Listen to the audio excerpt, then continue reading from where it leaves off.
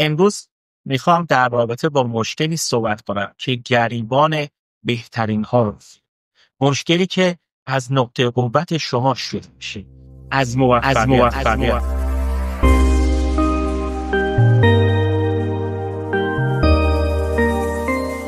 سلام دوستان، من محمد حجار هستم و امروز میخوام از یک پارادوکس موفقیت با شما صحبت کنم. شما تلاش میکنید، تیمتون رو توسعه میدید، برندسازی میکنید، نیروهاتون رو آموزش میدید، اما متوجه میشید کسب و کارتون تبدیل شده به یک دانشگاه. من بهش میگم تله دانشگاه شده. شما نیروهای متخصصی تربیت میکنید که بعد از مدتی مجموعه شما رو ترک میکنن و جذب رقبا میشن یا رقیب شما میشن.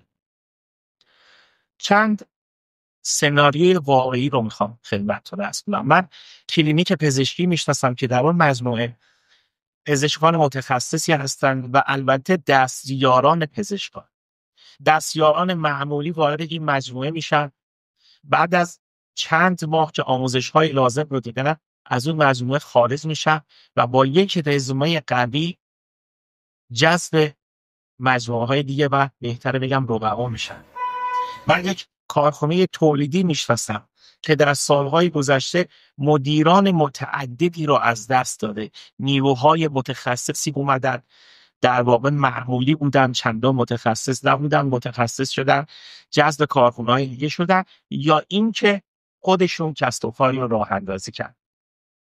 من یک شرکت دانش بنیان میشناسم که برنامه نویسان جونیور رو استخدام میکنه. تقریبا 1 سال که اونجا بودن، با یک تجربه خیلی خوب به عنوان یک نیروی متخصص از اون مجموعه خارج میشه. مشابه این موارد رو حتما شما زیاد سراغ دارید، اما اشتباه رایج اینجا هست که فکر میکنیم اشکال از استخدام یا حقوق هست. در واقع اشکال ما یک خنه استراتژیکه. ما برای جذب نیروها سیستم داریم، برای ورودشون سیستم داریم، اما برای ماندن اونها سیستمی طراحی نکرد. در واقع ما باید ببینیم چطور میتونیم یک سیستم وفادارسازی استراتژیک ایجاد کنیم. این سیستم وفادارسازی روی 3 ستون بنا میشه که مهمترین و اصلی‌ترین ستون اون طراحی یک مسیر طلایی هست. اینجا میخوام یک داستان واقعی برای شما تعریف کنم. داستان خودم است. من سالهای زیادی در یک مجموعه بزرگ و موفق مشغول کار بودم. از صفر شروع کردم، پله پله آروم آروم بالا اومدم و در ذهن خودم مسیری رو طراحی کرده بودم که به مدیر عامل اون مجموعه ختم بشه. من رسیدم به جایی که 2 گام فاصله داشتم. گام اول باید معاونت اون سازمان، یکی از معاونین اون سازمان می‌شدن، و گام دوم من رسیدن به مدیر عامل. اما شخصی که بالای سر من بود و مقام معاونت داشت، به دلیل وابستگی‌های فامیلی و بقیه موارد اونجا موندگار بود و هیچ وقت از اونجا نمیرفت. من یک راه داشتم. در گام اول تلاش کنم ایشون مدیر عامل بشه تا من به معاونت برسم، و در ذهن خودم داشتم این کارها رو ترسیم میکردم، این تلاش رو میکردم. اما یک اتفاق دیگه افتاد و فرزند اون معاون به مجموعه ما اضافه شد. من دیدم حتی اگر اون شخص مدیر عامل هم بشود، من دیگه معاون نمیشه و فرزند ایشون معاون بشه. این مسیر طلایی که در ذهن من بود مسدود شد و باعث شد من بعد از 10 سال از اون مجموعه بیام بیرون. مجموعه‌ای که واقعا برای من دانشگاه بود. من خیلی چیزها اونجا یاد گرفتم. و در مجموعه های شما هم نیروهای اینچنینی بسیار زیادی هستند که چون مسیر طلایی براشون وجود نداره، مسیر طلایی خودشون رو دنبال میکنن. اما نگران نباشه، راه نجات وجود داره.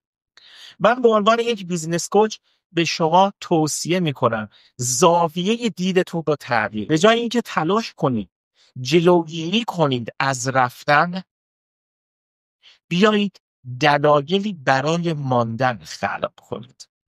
این مسیر طلایی که من ازش صحبت میکنم حداقل 3 ویژگی باید داشته باشه. 1 کاملا شفاف باشه، 2 انعطاف پذیر باشه و 3 فراتر از حقوق نگاه کنه. شفاف باشه یعنی چی؟ یعنی نیرویی که وارد مجموعه شما میشه همون روز اول بدونه برای رفتن از نقطه A به نقطه B دقیقاً قراره چه کارهایی انجام بده و چه مسیر را طی کنه. انعطاف پذیری یعنی این که هر شخص مسیر طلایی خاص خودش رو داره. مگر در یک مجموعه چند مدیر عامل نیازه؟ افراد میتونن رشد کنن، ارتقا پیدا کنن، متخصص بشن، استادکار بشن، مدیر پروژه بشن، راهبر سیستم بشن بدون اینکه مدیر عامل بشه. پس مسیر طلایی هر فرد متفاوته، وابسته هست به ارزش‌هاش، وابسته هست به توانمندی‌هاش، وابسته هست به مسیر طلایی خودش و اینکه فراتر از حقوق بگذره، مثل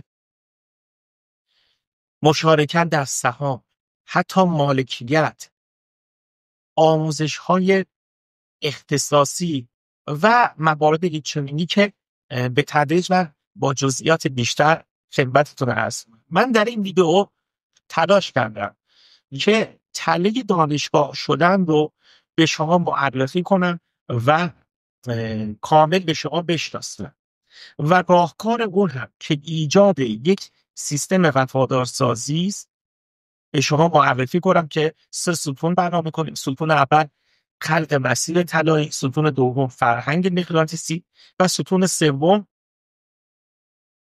وابستگی متقابل هوشمندانه. خلق مسیر طلایی رو فقط ویژگیاش گفتم.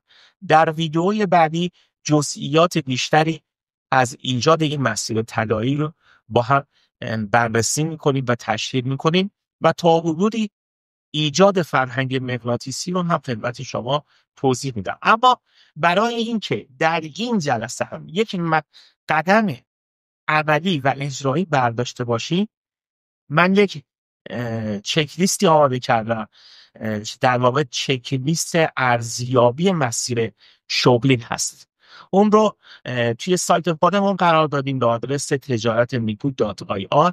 از شما میخوام به این سایت مراجعه کنید، چک لیست رو ببینید و بررسی کنید، ببینید شما در چه مسیر داره قدم بردارید. آیا این مسیر طلایی در مجموعه شما وجود داره یا در مسیر طراحی اون هستید یا اینکه نه باید یک اقدام جدی بکنید.